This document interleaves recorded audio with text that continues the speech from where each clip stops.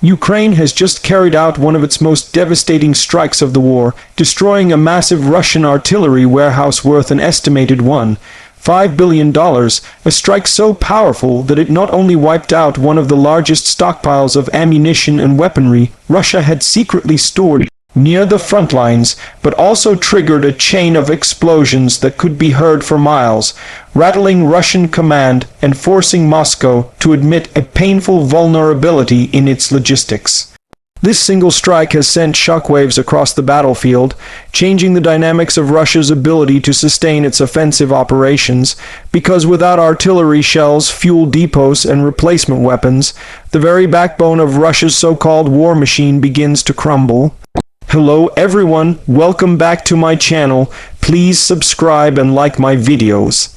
The strike reportedly took place during the late hours of the night, when Ukrainian long-range missiles, likely Storm Shadow cruise missiles supplied by the United Kingdom, or potentially ATACMS precision missiles secretly provided by the United States, were launched in a coordinated barrage towards a highly guarded Russian logistics hub.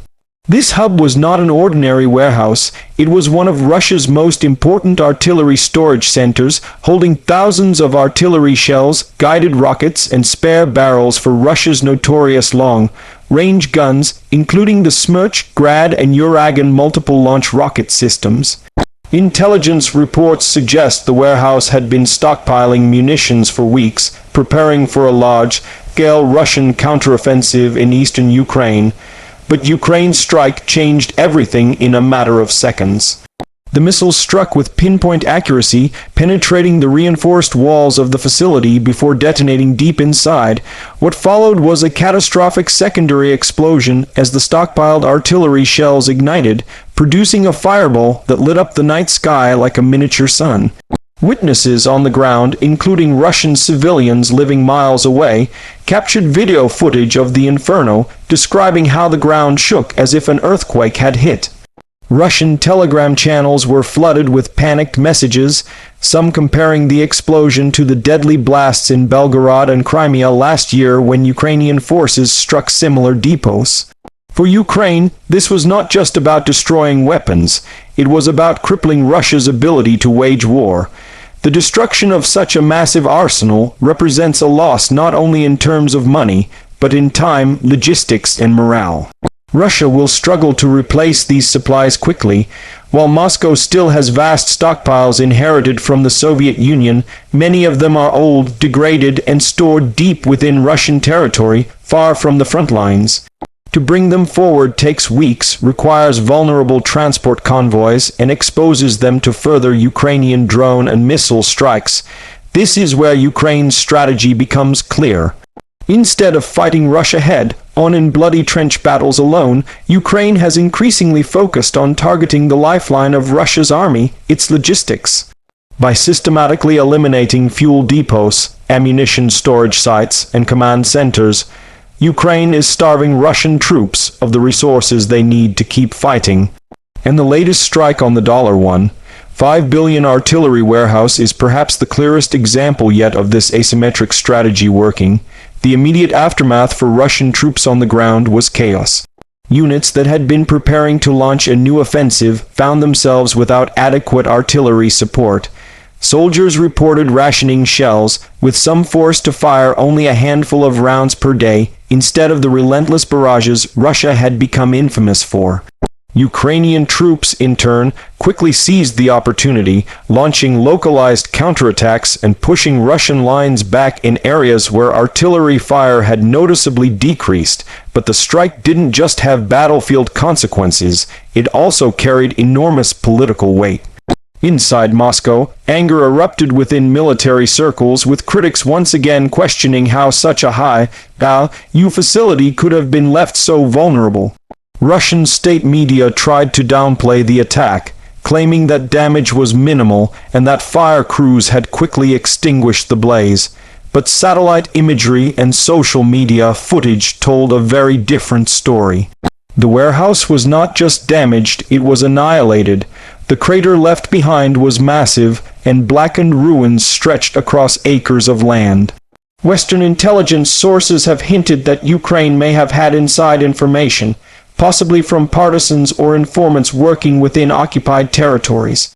Some analysts believe this was a precision strike enabled by NATO intelligence, with surveillance drones and satellites tracking Russian movements for weeks until the perfect opportunity presented itself.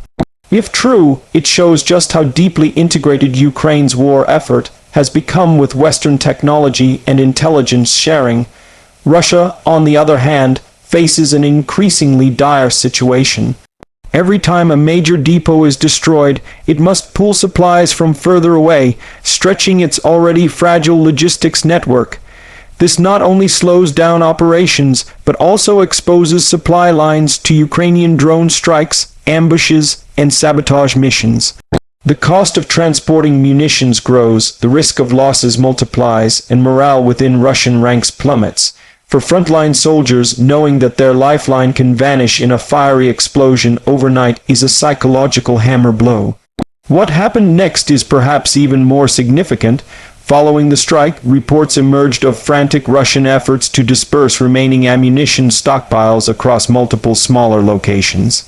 Instead of concentrating supplies in one big depot, they began spreading them out in smaller warehouses, barns, and even civilian areas, hoping to make it harder for Ukraine to target them. But this tactic comes with its own problems. Smaller depots mean less efficiency, more transportation requirements, and greater exposure to informants and local resistance movements. Ukraine, meanwhile, celebrated the strike as a major victory.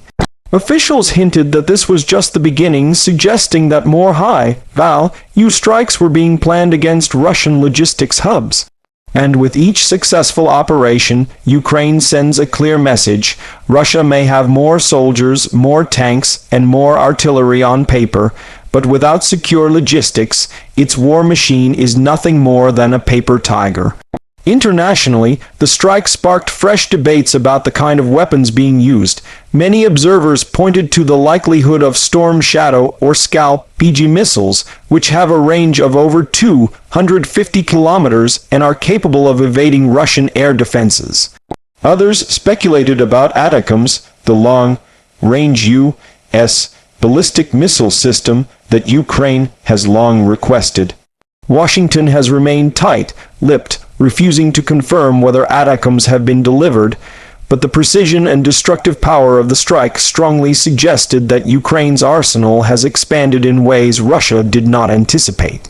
Moscow's response was predictable: threats of retaliation, promises of revenge, and accusations that NATO was directly involved in the attack. But beneath the bluster lies a stark reality. Russia is losing its ability to wage war on its own terms. Every warehouse destroyed, every fuel depot wiped out, and every command center struck eats away at the myth of Russian invincibility. For ordinary Russians, the psychological impact cannot be overstated. Watching videos of mushroom clouds rising from inside their own borders, hearing the thunder of explosions deep within what they thought was safe territory, and realizing that Ukraine can reach further and strike harder than ever before, these are blows that propaganda cannot fully conceal. The Kremlin can control television broadcasts, but it cannot stop the spread of cell phone footage, satellite images, and eyewitness accounts. For Ukraine, this is more than just a battlefield victory. It is a strategic message to both allies and enemies. To its allies, Ukraine is proving that advanced weapons and intelligence support yield tangible, devastating results, justifying continued aid. To its enemies, Ukraine is proving that no matter how deep Russia digs in, no matter how much it boasts of its endless stockpiles, it can still be hit, destroyed, and humiliated. As the war grinds on, the significance of this strike will only grow. Russia will struggle to rebuild what it lost, both materially and psychologically. Ukraine, emboldened, will push harder, seeking to replicate this success across multiple fronts, and the world will watch closely, knowing that every explosion, every destroyed warehouse, brings us closer to the moment when this war shifts decisively against Moscow. In the end, the destruction of Russia's $1.5 billion artillery warehouse is not just a single event. It is a symbol of the changing tides of this war. Ukraine has shown that with precision, intelligence, and determination, even a giant like Russia can be wounded in ways that are almost impossible to recover from.